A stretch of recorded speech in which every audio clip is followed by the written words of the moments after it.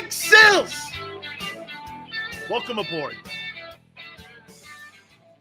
You know, I want to do something here right out of the gate here.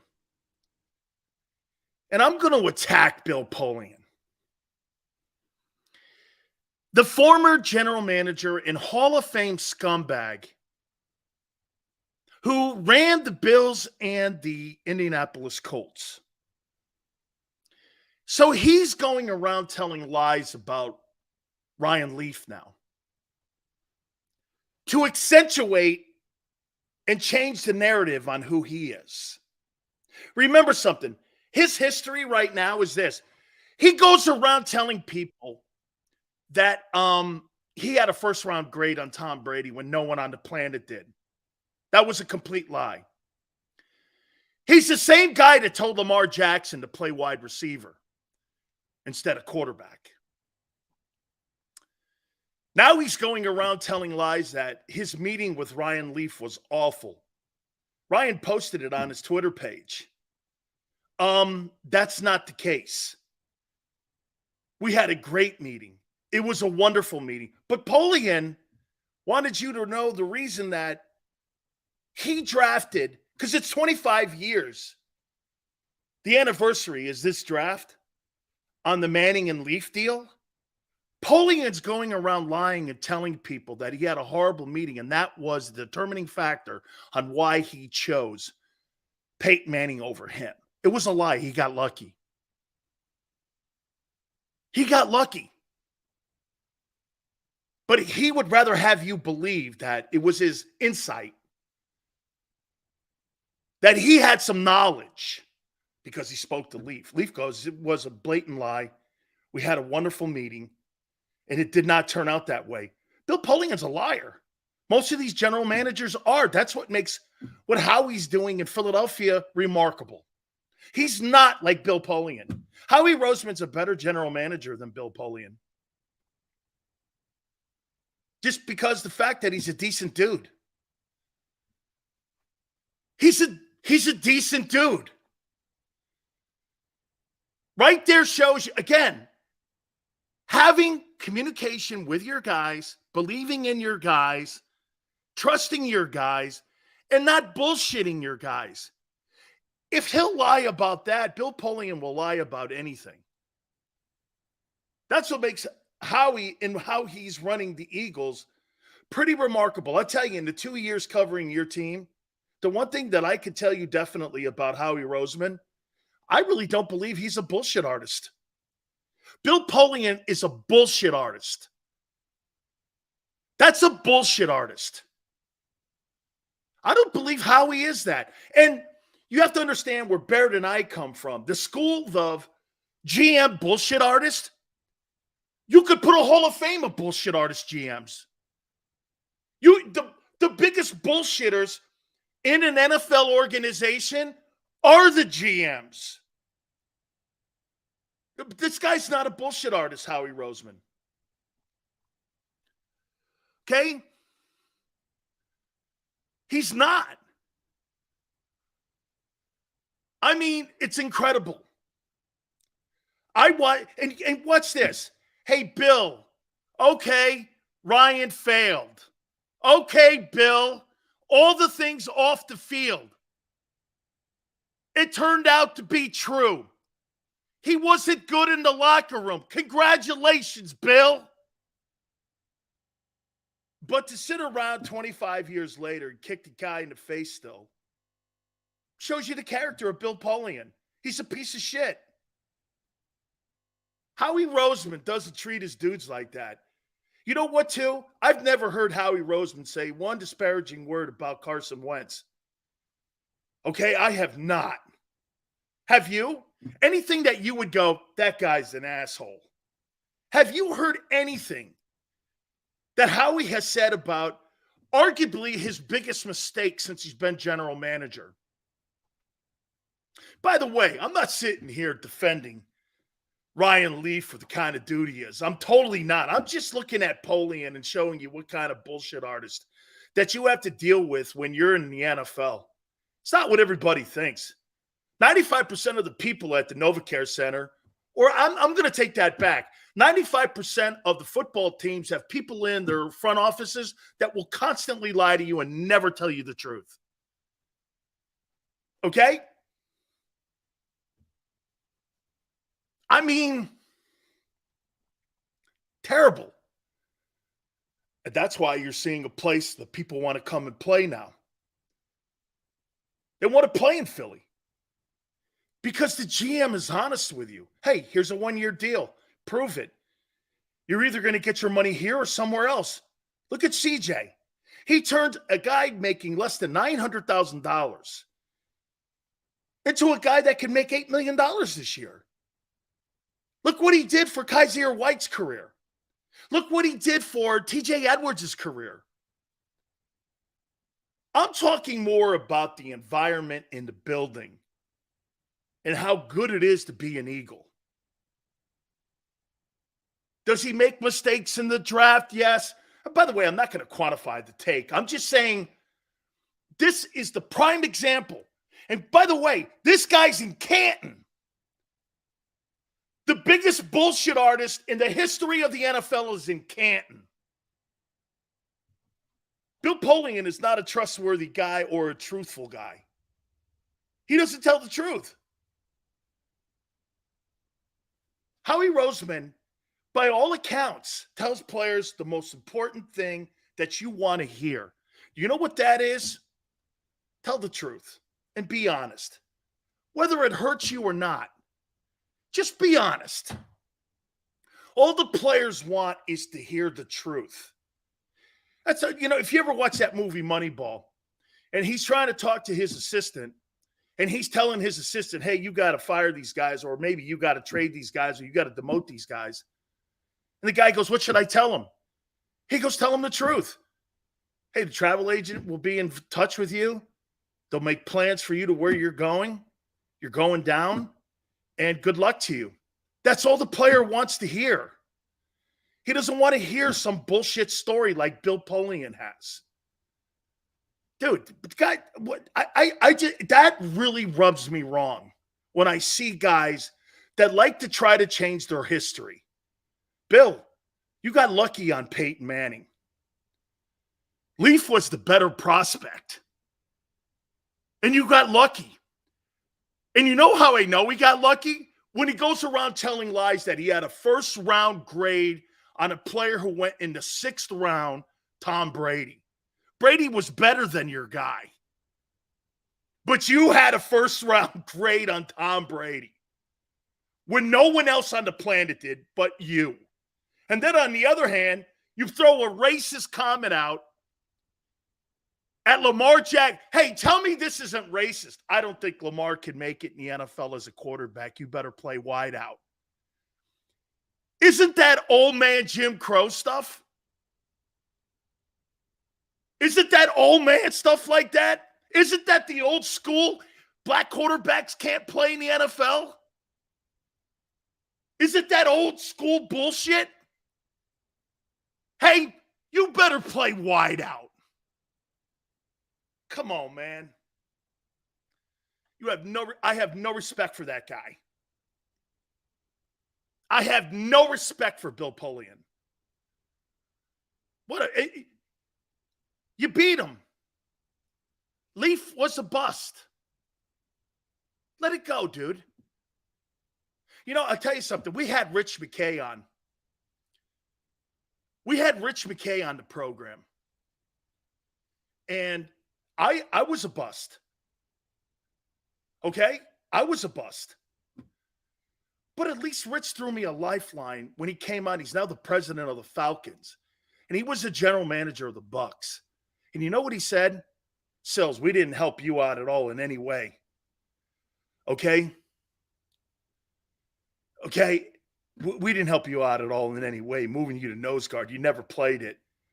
And you're a 3 technique. You're not a 0 technique. You're not a nose. Okay?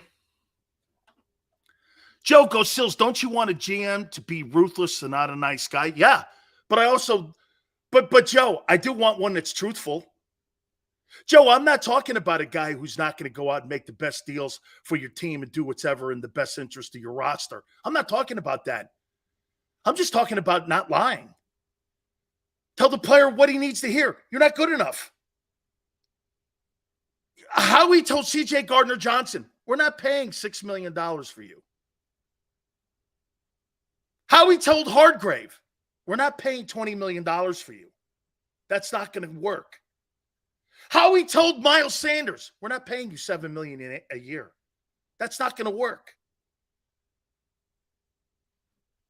Okay? That to me is why players know where they stand in that NovaCare Center. It's a prime example of how he's ahead of the curve. And he's a brilliant strategist on putting frameworks together for contracts. And what was even more amazing about the whole deal with Jalen is that he got Clutch Sports to buy in too. Dude, Clutch Sports is a cutthroat agency. They're going to go out and get the top dollar for their guy no matter what it is. They're not going to work with teams. That's not what agencies do. And yet they did. Why? The general manager and the owner made it convenient. And you know why they made it convenient? Here's the no trade. Oh, Jesus. The no trade probably knocked Clutch Sports on their ass. Have you ever given a no trade clause to a player? No. Okay. Let's start there. They probably threw that out right at the beginning of the conversation. Probably threw it out. Hey, we're going to give him a no trade. Probably wobbled them. Amazing. Amazing week for the Eagles. How they're being perceived. Hey, where would you rather play, Dallas or Philly? Where would you rather play?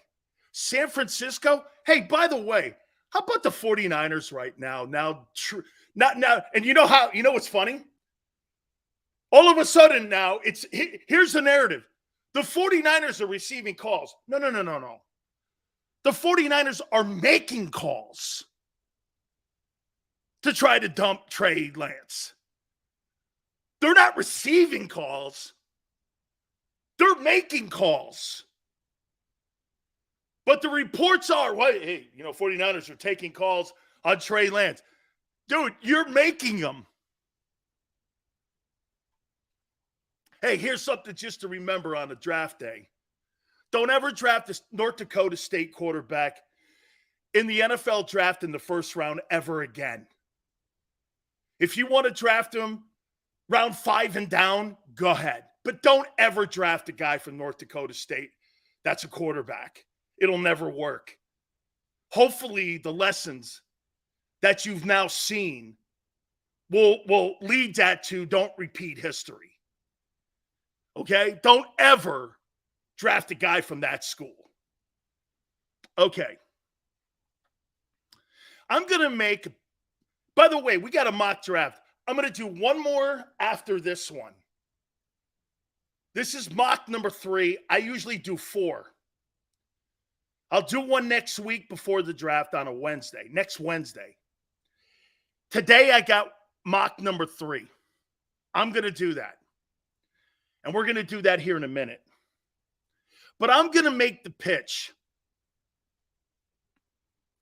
on why you draft a running back. So here is what everyone's narrative is. You don't waste that effort and that draft pick on a running back. Here, let me change this up for you a little bit. Would you draft an all-pro offensive weapon at 10? Would you draft a player who could be an all-pro?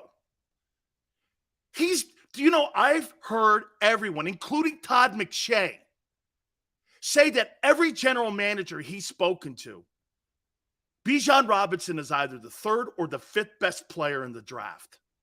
But you'd rather take Myles Murphy. Why? I hear people now say this.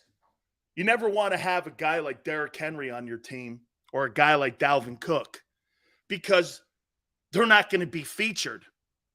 You don't have to feature him. You think you really have to have Derrick Henry have 28 carries on the Philadelphia Eagle offense with those two wideouts and tight end and that O-line?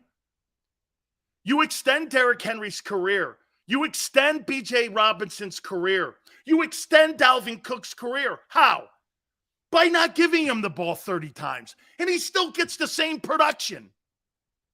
That's what this is about. Lowering the reps at running back for Jalen Hurts. Not saying I want Jalen Hurts to have any less yards. I just don't want him carrying the ball 17 times a game. That's what I don't want. I don't want to see him with 200 carries. At the end of the day, okay, end of the day, think of this. Derrick Henry doesn't, you think Derrick Henry would need the ball 28 times to get 175 yards? That guy would have 10 yards of carry behind that O-line. And you extend him. What would Derrick Henry mean to A.J. Brown and Devontae Smith, you think? Let me ask you this. Does Kenneth Gainwell do anything for A.J. Brown and Devontae Smith? Zero. Does Boston do anything for A.J. Brown and Devontae Smith? Nothing. What does Derrick Henry do for A.J. Brown, Dallas Goedert, and Devontae Smith? Those windows are wider and bigger, and you have more space to operate. Look at what you have to fear. 2,000-yard wideouts, a 1,000-yard receiver, and a 1,500-yard back who's going to the Hall of Fame, and an offensive line that look like dump trucks.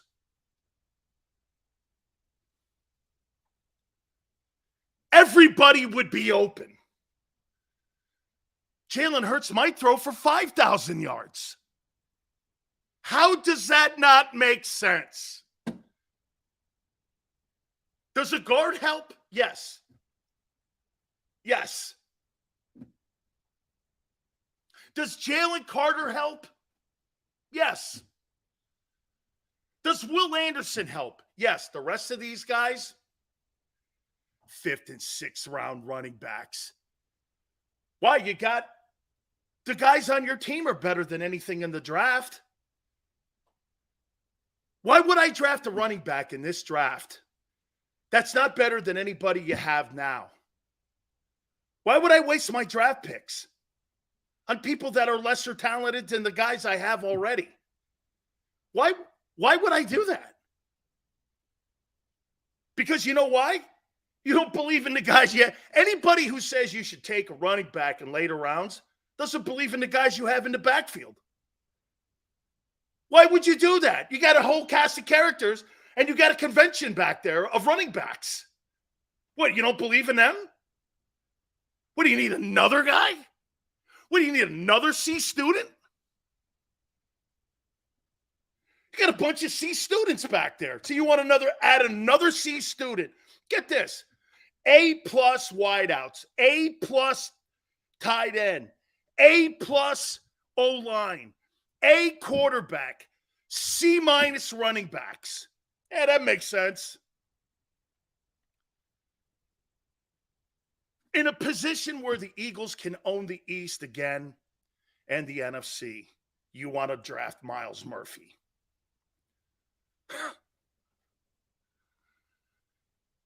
It's dumb.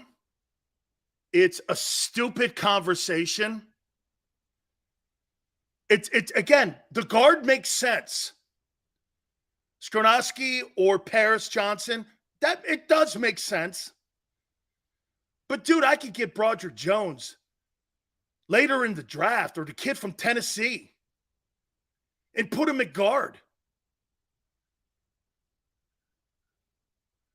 Okay, it just, you got an all-pro moment here. Hey, let me ask you this. How much did Brian Westbrook, you think, bring to your offense? Or Shady? And by the way, those guys were underdrafted. You got a deal in them. There ain't no Brian Westbrook in the third round in this draft. It's the worst group of players in this draft. And you want to draft another C student.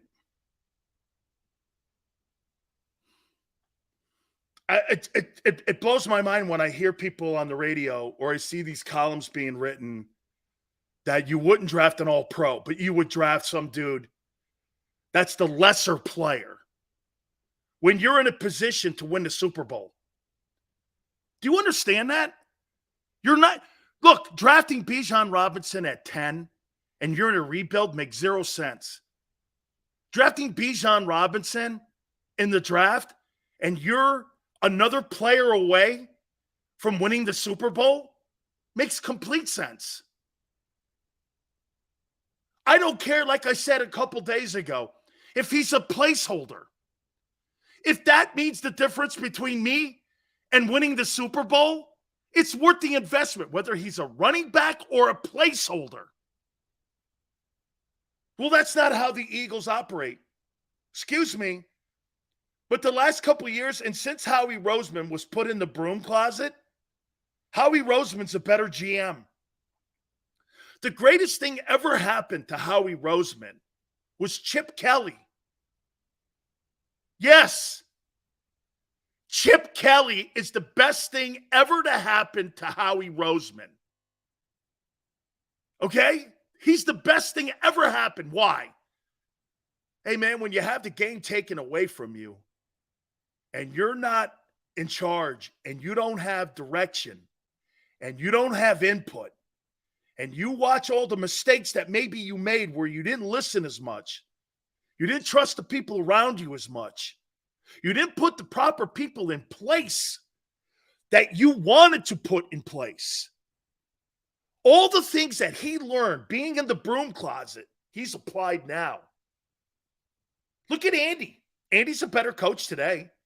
Mahomes makes him that way. I get it. I'm not saying that McNabb's as good a player. I get that. Still, correct me if I'm wrong, Mahomes wasn't the first player taken in the draft. They actually moved up to get his ass.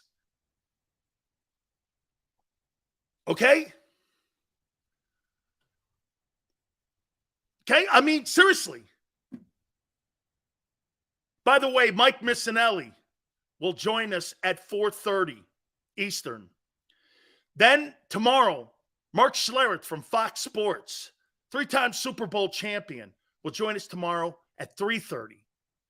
So we got you covered the next couple days here. How he needed his ski mask in that broom closet. Hey, dude, he's had a great week. Howie Roseman's had a fabulous week.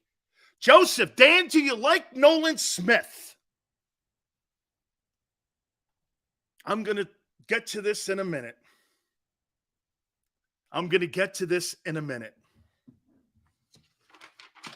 Don't draft an all-pro guy who could help Jalen Hurts.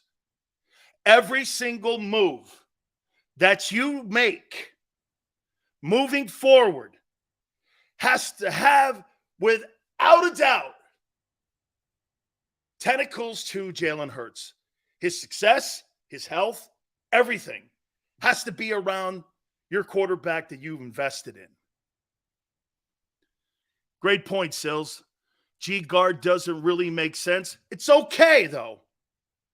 A guard's safe because he could be an all-pro as well. At 10, when we have Professor Stoutland at Stoutland University, Bijan's the pick. Marshall, that's not a horrible pick, though. If it's between Johnson and the kid from Northwestern, it's not a horrible pick because it helps Jalen Hurts. Okay? Clint, I know that's not the pick you're looking at. Okay? I get that. Niner, let me say this to you about what's going on with Trey Lance. The only thing that saves John Lynch and Kyle Shanahan's ass is if Brock Purdy pans out. And if Lance bombs, you drafted Mr. Irrelevant, it's okay. It's okay. Purdy has to be the guy, especially now that you're dealing him, especially now that you're shopping him on the open market. I wouldn't be surprised if Rand Carthen and John Lynch have been in contact and Trey Lance ends up in Tennessee. I would not be shocked if he lands in Tennessee. I could see Rand Carthen being in that position to put Trey Lance in there. And then guess what? Trey Lance runs the Jalen Hurts offense in Tennessee with Derrick Henry there. I could see that. That'd be a healthy place for him to land because the bell cow is still Derrick Henry there, and that would help him.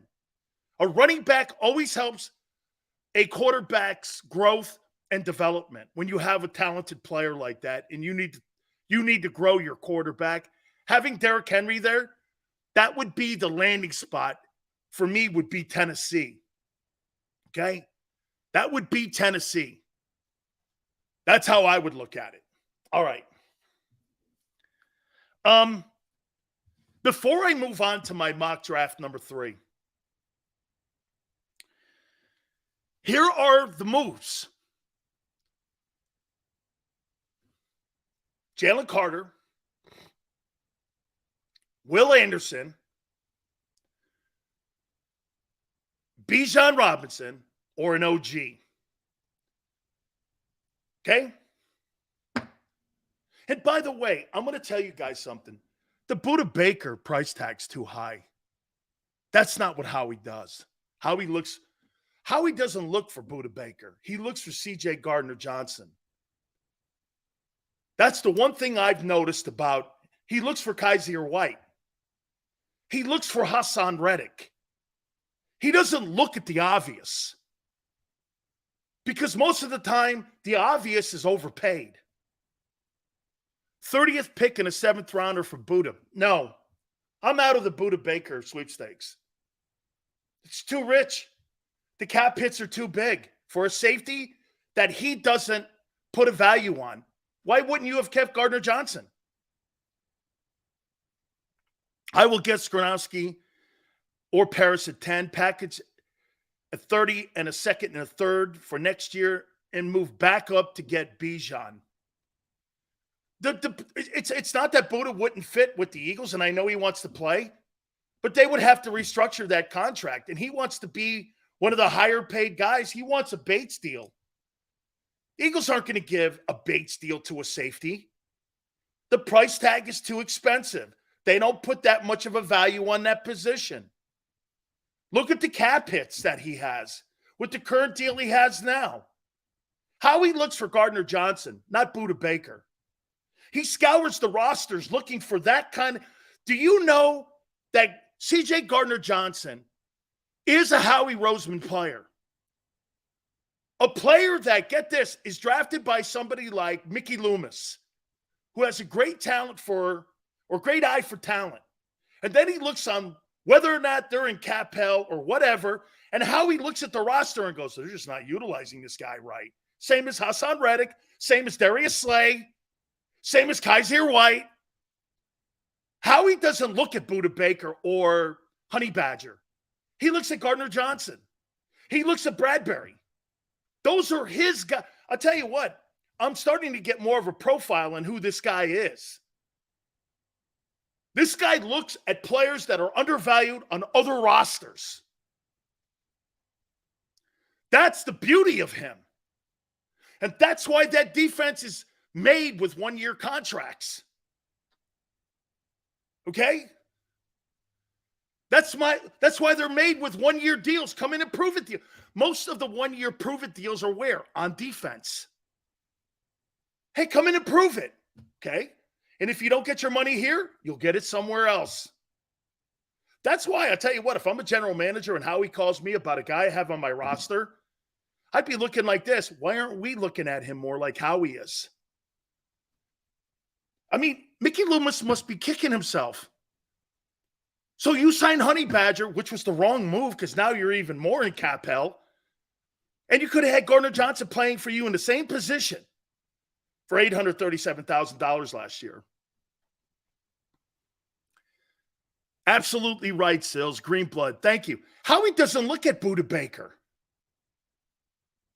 Now, if Buda Baker was a corner, like Tone says, the premium positions, edge rusher. That's why he looked at Brian Burns. That's why he looked at Christian McCaffrey. A safety? I don't believe it. I don't believe it. If he was cheaper, maybe. But it's not economically, financially responsible for Howie to go out and put that kind of number on the salary cap at a position that the Eagles traditionally don't spend the money at. You know, you guys want me to use common sense on the running back. But now you want to get this. Everyone's doing this now. Silz, you're not thinking correctly on the running back position because that's not what the Eagles do. Well, here's what the Eagles don't do either. They don't spend money and they don't dent their cap with safeties. But yet you guys are telling me that that is how they're... Bro, that's not how they act. Look at the actions. Look at the actions of the team. You let Gardner Johnson go. You could have had Gardner Johnson on a 3-year contract at around $6 million instead. The thing went sideways. Why? Howie doesn't want to spend up to $8 million on a safety. But you want to spend $10 million on Buda Baker and all the cap hits against your cap, knowing full well you're putting a good contract together for Jalen and you're putting all these restructuring contracts? Dude, Roseman, that's not a Roseman guy. That is not a Howie Roseman dude, Buda Baker. Has he ever gone into free agency on defense and spent $10 million on a dude with huge cap hits? Tell me, has he? Have the Eagles ever done that? Have they ever gone on the defensive side and got a guy and put him on their football team that had huge cap implications against him? Have they ever done that? Has he ever done that? I'd rather take my shot with Reed Blankenship than sit there and upset my cap. Howie Roseman doesn't make moves for Buda Baker. Why don't you follow your own comments and how you talk about the running back? The Eagles don't value the running back. The Eagles don't value safeties. But yet you think the Eagles are going to spend $10 million a year on a safety. Solid thought process.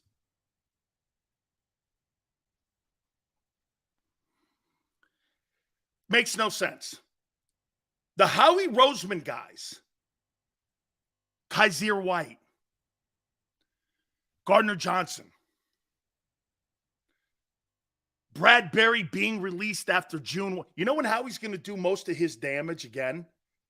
Hey, would this not be a fair comment? Howie Roseman is going to probably use the majority of the $20 million in cap space that he has. For what? After June 1. When players are going to be cut for cap implications and because teams have to get to 90 for their July training camp. Same thing, Bradbury and Gardner Johnson were added after June 1. Don't you know the calendar and the NFL calendar? He's freeing that money up for two things, the draft and June 1. He made moves after June 1 with Bradbury and with Gardner Johnson. This dude's going to go shopping again June 1.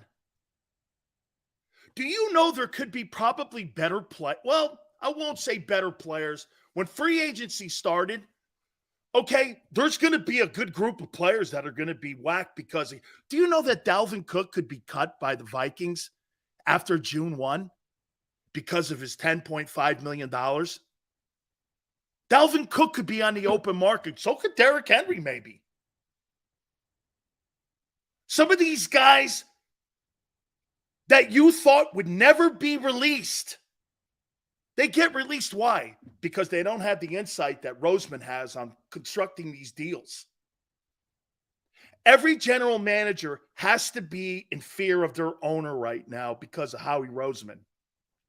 Now, Howie probably has the best owner in the NFL, along with Bob Kraft, because Kraft lets Belichick do what he wants. That's being reined in more. But Howie lets Howie be Howie. Roseman is trusted by the owner because the owner is looking at Howie. What is the most important thing that Howie is to Jeffrey Lurie? He finds talent and he's financially responsible. You know, he had to convince the owner, give these players on the offensive side, these are superstars. Lane's going to Hall of Fame. Bring back what's-his-name on a 14-4 deal. Jordan Mailata, according to Stoutland, is going to be a centerpiece for us for a decade. The tight end is better than Ertz. Give them more money up front. Help our roster out. And the owner went, okay. Where 99% of the owners would never do that. Owners don't want to pay out money. Here's the bag of money before you earn it. That's what the owner of the Eagles is doing. Here, Jalen, over the next 3 years, here's $170 million, even though you only have 1 year in the bank. That's pretty ballsy of him. But that gives the general manager the latitude. He's financially responsible. Buda Baker's not financially responsible for the Philadelphia Eagles. That's not financially responsible. So wait, you don't want to draft a guy who's going to be an all-pro running back this year, but you'll draft a guy who's going to destroy your salary cap. Get this, Buda Baker would hurt your salary cap more than Jalen Hurts would next year. And you want to put that guy on your team?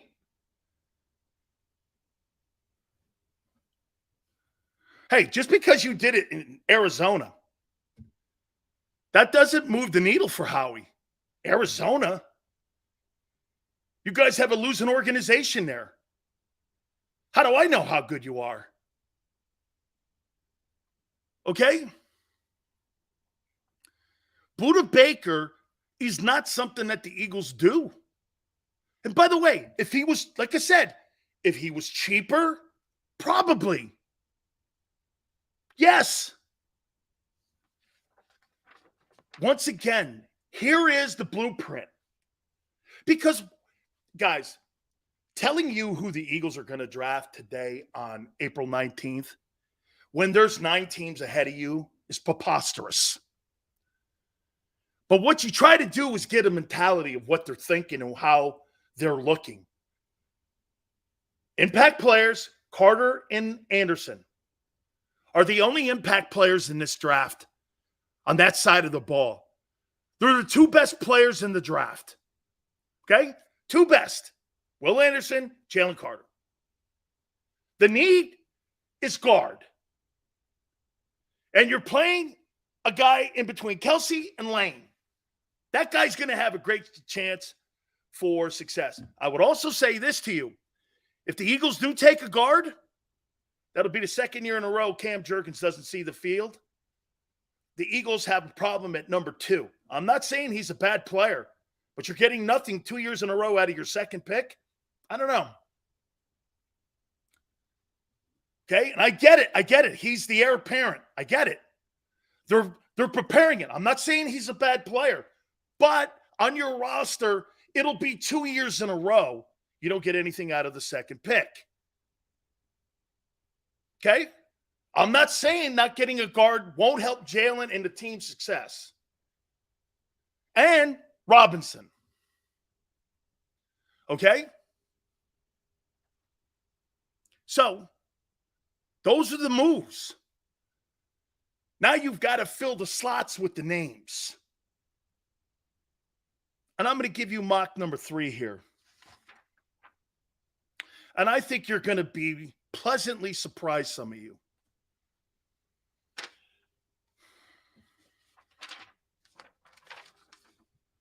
Here is mock number 3. Let me move this over. Mock number 3. I do 4 leading up to the draft. I have for 25 years.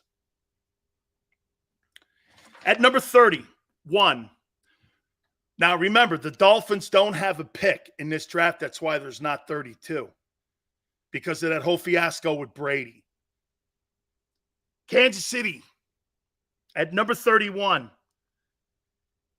takes Kalijah Kancey, Pittsburgh, defensive tackle, to play right next to Chris Jones. They had a little issue in stopping the run. They want to accentuate. They did a nice job last year in their secondary when it came to their corners, especially the kid from Washington. Now they're going to enforce their defense, and they're going to enforce their pass rush. And Kalijah Kancey, University of Pittsburgh, defensive tackle to the Chiefs at number 31. Number 30, Philadelphia Eagles. Select Nolan Smith, Georgia, edge rusher, to play on the other side of Hassan Reddick. By the way, so you know, and if you go back into my history, I'm about 29.8% right on my draft. Okay? I'm about 29.8% right. Number 29. Keon White, New Orleans, edge, Georgia Tech. He's a good-looking ball player. Carl Dunbar really liked him at the combines. Number 28, Michael Mayer, Cincinnati, tight end, Notre Dame. They're trying to enforce that position and trying to get more in that position at tight end for Joe Burrow. Number 27, Buffalo Bills, Zay Flowers, wide receiver, Boston College. Got to get more talent there, and you got to get cheaper there. Stephon Diggs redid his contract. They need more weapons at the wide receiver position. Number 26, Dalton Kincaid, Dallas Cowboys. Tight end, Utah. Just the tight end is becoming more of a focal point in today's National Football League. Look around the league. All the teams that are successful have a really great tight end. And if you don't really have that position covered, because what does a tight end that can catch and block do for you? You don't have linebacker that can cover these guys today. These guys coming out of college, you don't have people that can cover these guys. Number 25, Cam Smith, New York Giants, cornerback, South Carolina. They need to upgrade that position. Pretty good in the front four. Linebacking core, there's nobody in the draft that I would look at that position for linebackers. And they need to get better in the back end. Why? Well, you got CeeDee Lamb. You got A.J. Brown. Remember something. When you're talking NFC East and you're the Cowboys, what's the number one thing you have to stop? A.J. Brown, CeeDee Lamb, the kid in Washington, Devontae Smith. It's a priority in the NFC East now to have corners. Because the wide receivers in the conference and in the division are great. Every team in the NFC East has an A-plus wideout. Terry McLaurin in Washington, CeeDee Lamb in Dallas. The Giants don't have one yet. I believe D-Hop's going there. They got Waller from from the Raiders. He's got to stay healthy. Okay, so they got Waller from the Raiders.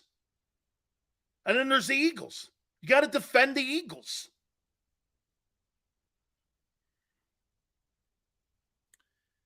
Number 24, Brian Breezy, Jaguars, defensive tackle, Clemson. Last year, they went on the perimeter and the edge rushing. Now they want to come inside and they want to solidify the run defense. They're building that team correctly. Okay? You're putting good components on NTN and Trevor Lawrence. They need to get a little better at wideout, but they just picked up who's the kid from Atlanta that's there now? So they're moving on both sides of the football, and they need to solidify the run defense a little bit. They need to do a better job on their run defense because teams were able to move the ball like the Eagles were a year ago on them. So you put Breezy in the middle there. Plus, he's a local kid at Clemson. Makes a lot of sense. Number 23. This is why they moved Adam Thielen. Jordan Addison, Minnesota, wide receiver, Southern Cal. So you put Jordan Addison on the other side of Justin Jefferson, and if you're able to keep Dalvin Cook in the building, and the things that Minnesota has done on the defensive side in the offseason here, Minnesota would have had a pretty good offseason here. So you add another wideout on the other side of Justin Jefferson and a talented kid like that. So you put Jordan Addison in that Minnesota offense, becomes more prolific. The key is going to be to keep Dalvin Cook, in my opinion. Number 22, Baltimore. Quentin Johnston, wide receiver, TCU. You got to do everything you can to bring Lamar back in the building. So you put Quentin Johnston and Odell Beckham and your tight end. And now all of a sudden, the Baltimore Ravens have a pretty good-looking passing game. And to me, you have to draft a wide receiver at that position at 22 if you're going to still try to entice Lamar to come back and play. Odell Beckham, the tight end, Johnston from TCU makes a nice, enticing offense. I would like to see them do a better job on defense, but right now, this is all about getting the quarterback back in the barn again. Okay?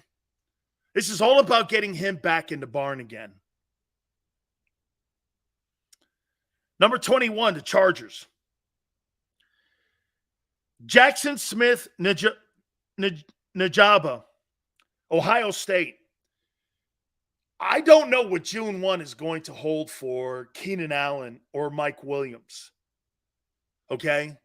But look at the offensive firepower Justin Herbert has. Remember, you have a quarterback that you're negotiating with.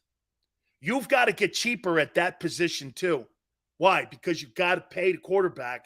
Because get this, I love Tom Telesco. You know what's funny? I hear, hey, Eagle fan said this, that I'm barred from talking like Charger football. Funny, why do they follow me on Twitter then? At the Sileo show. Funny, why does Tom Telesco come on the show? How am I barred from Charger talk? They follow me on Twitter. The only NFL team that follows me on Twitter is the Chargers. The Chargers follow me on Twitter. The GM has been on twice. I don't know. Again, you must be reading the internet again. So they got to get cheaper at that position. Number 20. Hey, Tone, my favorite player.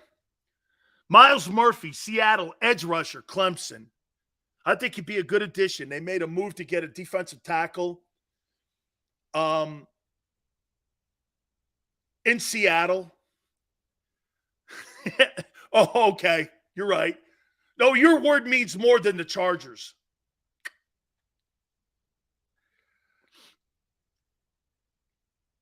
All good, Eagle fan, by the way. Number 19, Osiris Torrance, Tampa Bay. O-line, Gators. Good player.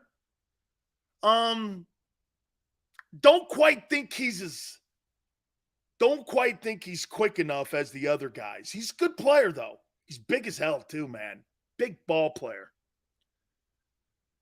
Number 18, Detroit Lions. Brian Branch, safety, Bama. Boy, I'll tell you this, man. Detroit Lions are doing one whale of a job. And who would have ever thunk it, man, that Dan Campbell is actually turning out to be a heck of a coach. The organization is actually turning it around with Chris Spielman. And everybody that's now there in Detroit is doing good things, man. By the way, they're one of my dark horse teams to totally make the playoffs. As a matter of fact, I'll make this prediction. I think they win the NFC North. I think they'll be better than Green Bay and Minnesota. I think Detroit wins the NFC North. I don't have a problem saying that. Hey, who has a better roster right now? Who's got the best O-line in the NFC North? Well, the Lions do. Who's got the best running game? Probably Minnesota and Detroit. Green Bay's good. Chicago's good because of the quarterback. Who's got the best wide? Now you get Jamison Williams back. You know, getting Jamison Williams too, and he really was on a redshirt year last year. Now you got Jamison Williams being at. That's like adding another first-round draft choice to your team.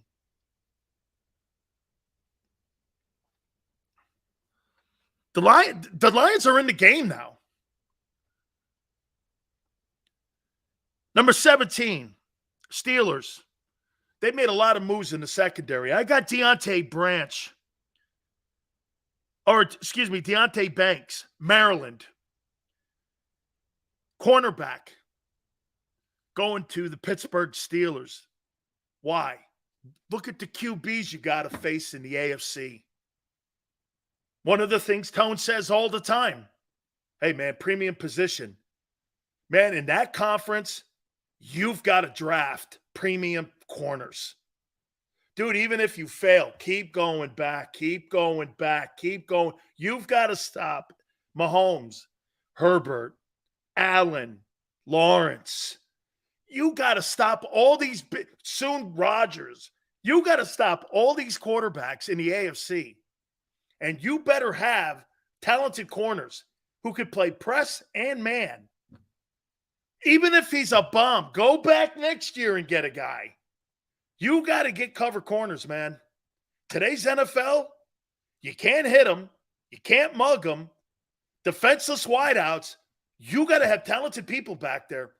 That's why it was a priority for the Eagles to make sure they got their corners. Dude, the biggest move on defense this year was getting their corners back.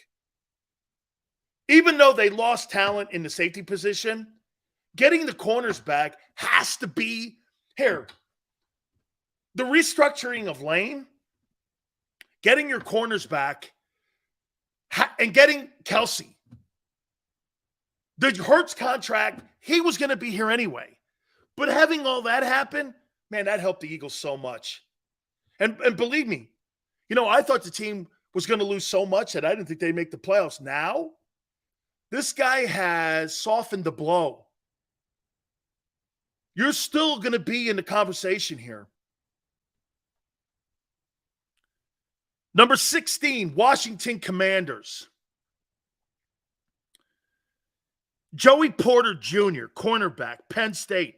Washington is a team to watch. Again, I'll make a comparison to you. I think the Commanders remind me a lot of the 49ers in this aspect. They're building a hell of a roster. They just can't get the quarterback right in Washington. Now, if they make a trade for Lamar Jackson, it changes everything. Could they? Maybe. You saw that Anthony Richardson made a visit to Baltimore. Why is that? Well, there's probably some teams that have picked the phone up and said, how much for the player? And I'm talking Lamar. Okay, so that is an indication to me that teams have contacted Baltimore and are interested. And if I were Eric DeCosta, I would do this. I'd wait till draft night. I'd wait and see how the board looked when it got to me here at my pick at 22. I'd wait and see how the board looked and where Richardson and all those guys were going. I'd want to see that. What up, Maniac? So let me recap as we're moving up here. Kalijah Cansey to the Chiefs. At 30, Nolan Smith. Keon White to the Saints at 29. Michael Mayer, Cincinnati tight end, to the Bengals. Zay Flowers to the Bills. Wideout, BC 27. Dalton Kincaid, Dallas tight end, Utah. Cam Smith, Giants cornerback, South Carolina, 25. Brian Breezy, Jags, DT, Clemson. Jordan Addison, Minnesota. Wide receiver, Southern Cal. Quentin Johnson, Baltimore, wide receiver, TCU. Jackson Smith, Najaba, Chargers, Ohio State, 21. Miles Murphy, Seattle, edge, Clemson, 20. Osiris Torrance, Buccaneers, O-line, Gators. Brian Branch, Detroit at 18, safety, Bama. Deontay Banks, Pitt. Pittsburgh Steelers, cornerback, Maryland at 17. Penn State's Joey Porter at 16 to the Commanders, cornerback. Now we move up to 15. Lucas Van Ness, Green Bay edge, Iowa. Played in that neck of the woods up there. Big Ten country. You could put him in a position to be a situational pass rusher. They're a little light in pass rushing in Green Bay. They've got their secondary pretty much solidified. I think there's a lot of talent in Green Bay. Now, with Rodgers leaving, that puts that whole team more in an emphasis to have to try to build in the O-line to have a running game as you're helping Jordan Love develop, and you have to have a good defense on that side of the ball, in my opinion. So what you do is you go defense here if you're Green Bay. At 14, there's a trade. The Philadelphia Eagles trade from 10 to 14 with the New England Patriots to take Bijan Robinson, running back, Texas Longhorns.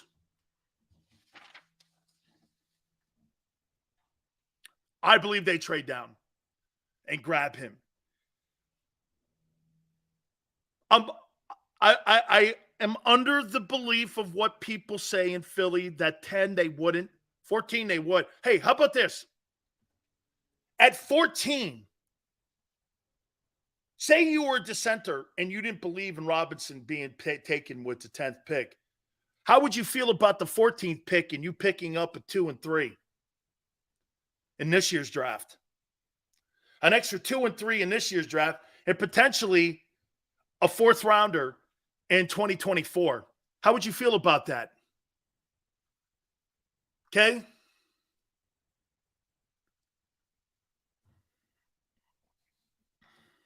Wouldn't you feel more comfortable at 14?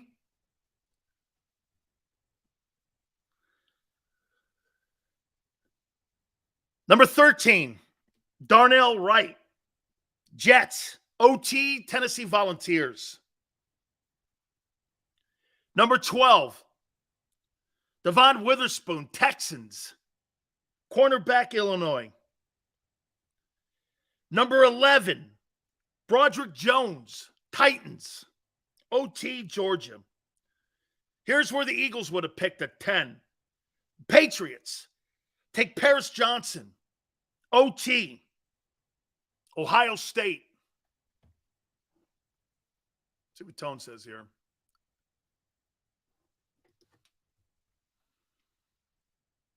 At 9, Peter Skornowski, Chicago, OT, Northwestern. Got to help your kid and protect your kid. I'm talking Justin Fields here. Number 8, Atlanta, cornerback, Christian Gonzalez. Oregon, transfer by way of Colorado. Number 7, Will Levis, Las Vegas Raiders. The heir apparent to Jimmy Garoppolo, quarterback, Kentucky, via Penn State. Number 6, Jalen Carter, Detroit Lions, defensive tackle, Georgia Bulldogs. So you're going to put Jalen Carter in the middle of that defensive line with Aiden Hutchinson on the perimeter. You get Gardner Johnson in the safety position, and Detroit took Brian Branch to play next to him. I'll tell you what, man. Keep an eyeball out for Detroit. Keep an eyeball out for Detroit. Detroit gets, and they got so pretty soon Detroit's going to have the best D-line in the NFC North and the best O-line in the NFC North. And what does that do? Do you understand the Lions are building their football team the same way the Eagles do? Don't you see the comparisons? Give me the 2 best groupings. O-line, D-line. That's what the Lions are doing. You know, back in the Matt Millen days, they would build teams from the perimeter in. Calvin Johnson's, all them guys that they would draft at wide out, and not from the inside out. That's how you build a championship team. Dude, doesn't it make sense to you? The reason that the Eagles have been so good is because they have built that O-line from the inside out. Hall of Fame center. Guards that are all pros. Tackles that are Hall of Famers. Tight ends that are elite. It's been that way for 15 years.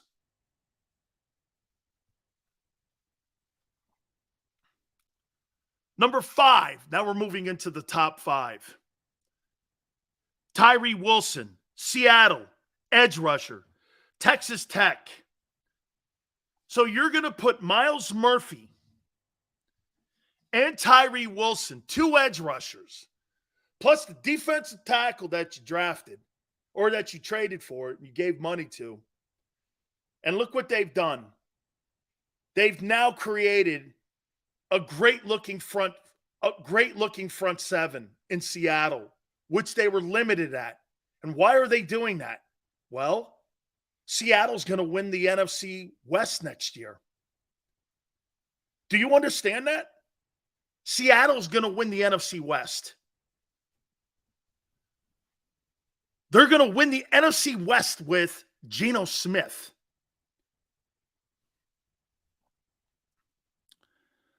Number 4, Anthony Richardson, Colts, quarterback, Gators.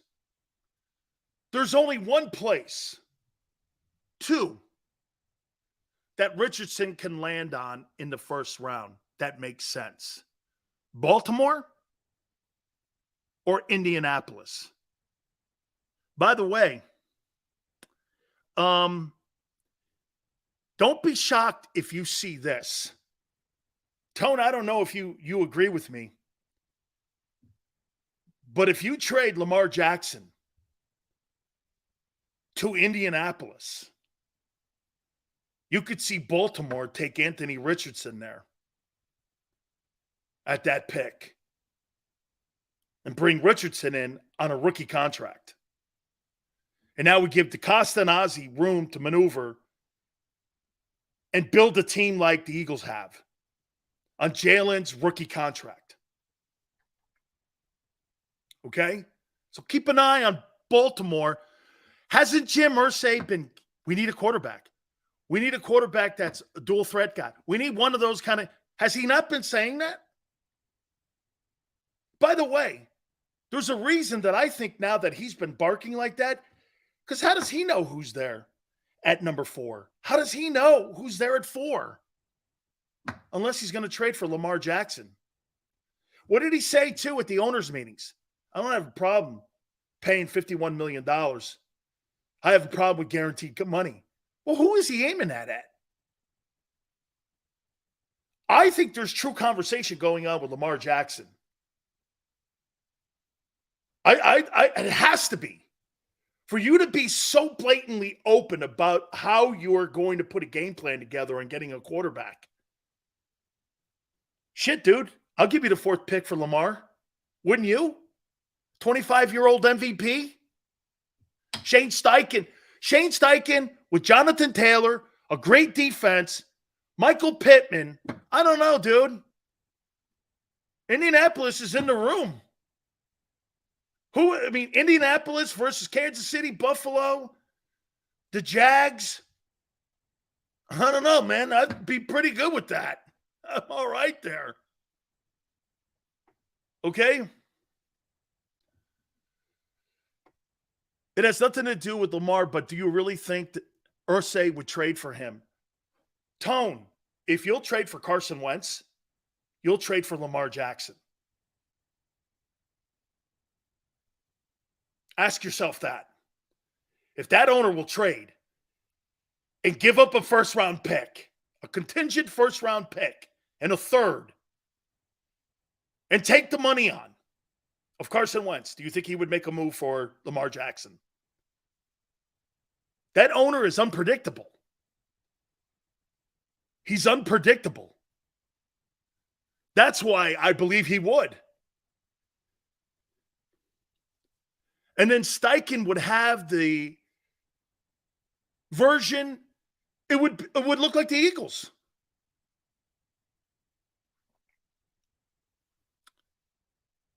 Number 3, I think it's too much for Arizona to move off of Will Anderson. He's the best player in the draft the last 2 years. I don't know how you move off that, man, unless you get a treasure chest of draft picks.